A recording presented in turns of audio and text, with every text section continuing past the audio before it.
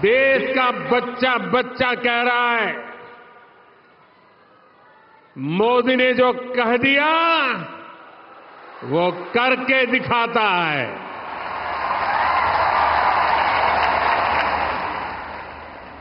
देश के बाकी लोगों के लिए तो शायद ये बात नहीं है, लेकिन गुजरात के लोग तो बरसों से जानते हैं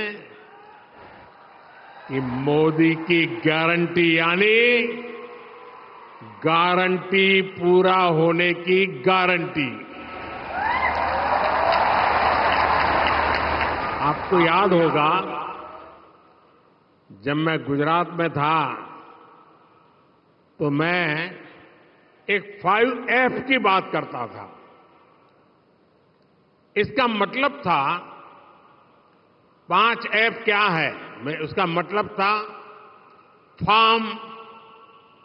farm to fibre, fibre to factory, factory to fashion, fashion to foreign. ऐसे 5F की बात करता था। यानी किसान कपास उगाएगा, कपास फैक्ट्री में जाएगा, फैक्ट्री में बने धागे से परिधान बनेंगे, यही परिधान विदेशों के लिए निर्यात होंगे। मेरा लक्ष्य था कि टेक्सटाइल सेक्टर की एक पूरी सप्लाई और वैल्यू चेन हमारे पास होनी चाहिए। होनी चाहिए ना? होनी चाहिए ना? आज आत्मनिर्भर भारत बनाने के लिए हम ऐसी ही व्यवस्थाओं का निर्माण कर रहे हैं। पीएम मित्र पार्क, ये पीएम मित्र पार्क भी इसी अभियान का हिस्सा है। नवसारी में आज जिस पीएम मित्र पार्क का काम शुरू हो रहा है, वो टेक्सटाइल सेक्टर के लिए देश का ऐसा पहला पार्क है।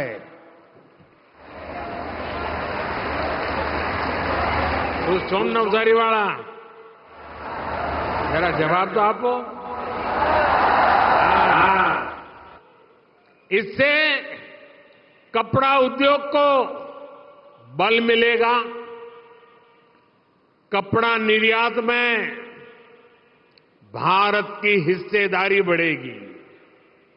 आप कल्पना कर सकते हैं, सूरत का डायमंड और नवसारी का परिधान दुनिया के फैशन बाजार में गुजरात में कितना बड़ा, गुजरात की चारों तरफ जय जयकार होगा कि नहीं?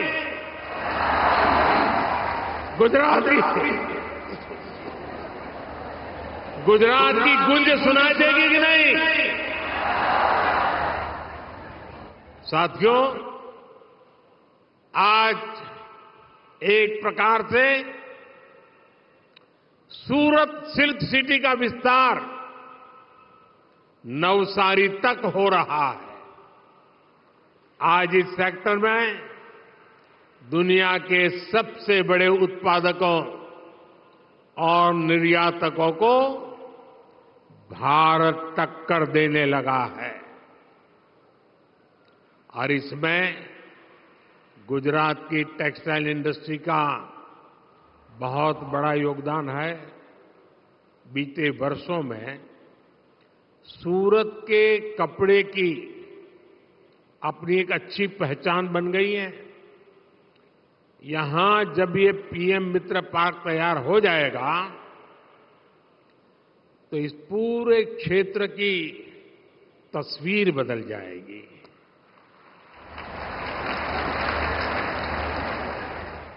इस पार्क के निर्माण में ही 3,000 करोड़ रुपए का निवेश होगा। यहां पर कताई, बुनाई, जिनिंग, गारमेंट, टेक्निकल टेक्सटाइल और टेक्सटाइल मशीनरी, ऐसे हर काम के लिए वैल्यू चेन का इकोसिस्टम बनेगा। यानी ऐसे हजारों कारीगर, श्रमिक यहां पर काम कर पाएंगे।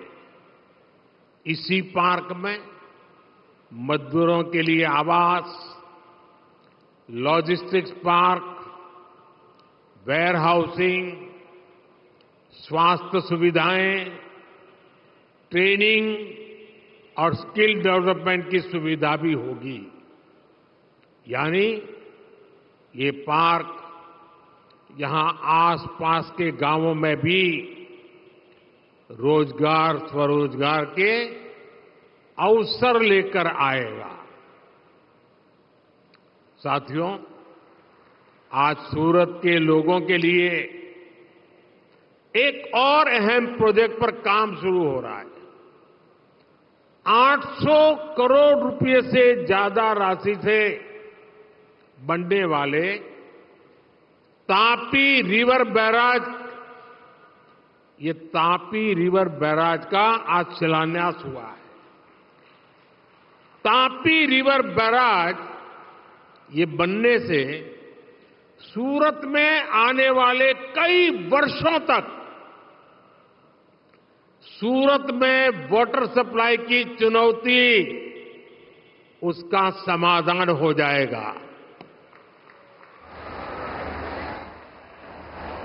इससे बाढ़ जैसे खतरों से निपटने में भी मदद मिलेगी। साथियों, गुजरात समाज जीवन में, औद्योगिक विकास में बिजली का महत्व बराबर जानता है। 20-25 साल पहले एक समय ऐसा था जब गुजरात में घंटों घंटों तक बिजली की कटौती हुआ करती थी। आज जो 25-30 साल के लोग हैं ना, उनको पता भी नहीं होगा कि हम उस जमाने में अंधेरे में जिंदगी गुजारते थे। जब मैं सीएम बना तो लोग मेरे पास आकर गुहार लगाते थे, किसी तरह शाम के भोजन के समय बिजली का इंतजाम हो जाए। आप विचार करो, 2001 में लोगों मांगे शू करता था कि साहेब सांजे वाळू करती वक्ते बिजली मळे एटलू करो काई। ऐसे हाल थे। बिजली उत्पादन में तब यहां अनेक मुश्किलें थी। कोयला चाहिए था तो हमें दूर से लाना पड़ता था, फिर विदेश से मंगाना पड़ता था। गैस से बिजली बनाते तो वो भी इंपोर्ट करनी पड़ती थी। पानी से बिजली बनाने की संभावना बहुत कम थी। इन संकटों के साथ गुजरात का विकास असंभव था। लेकिन असंभव को संभव करने के लिए तो मोदी है।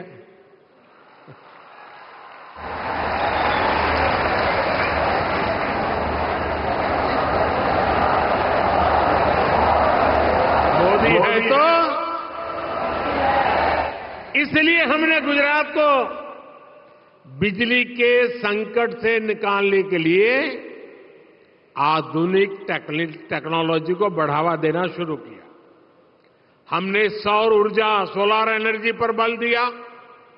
हमने विंड एनर्जी, पवन ऊर्जा पर बल दिया। आज गुजरात में सौर और पवन ऊर्जा से बहुत बड़े पैमाने पर बिजली बनाई जा रही है। साथियों, 21वीं सदी के भारत में बिजली पैदा करने में हमारे परमाणु घरों की भूमिका और बढ़ने जा रही है। आज ही तापी के काकरापार परमाणु ऊर्जा प्लांट में 2 नए रिएक्टर राष्ट्र को समर्पित किए गए हैं। ये दोनों reactor made in India technology से तैयार किए गए हैं। एक बार भारत माता की जय बोल करके इस आत्मनिर्भर की सिद्धि के लिए गर्व से हाथ ऊपर कीजिए। भारत माता की। ये दिखाता है कि आज भारत कैसे हर क्षेत्र में आत्मनिर्भर हो रहा है।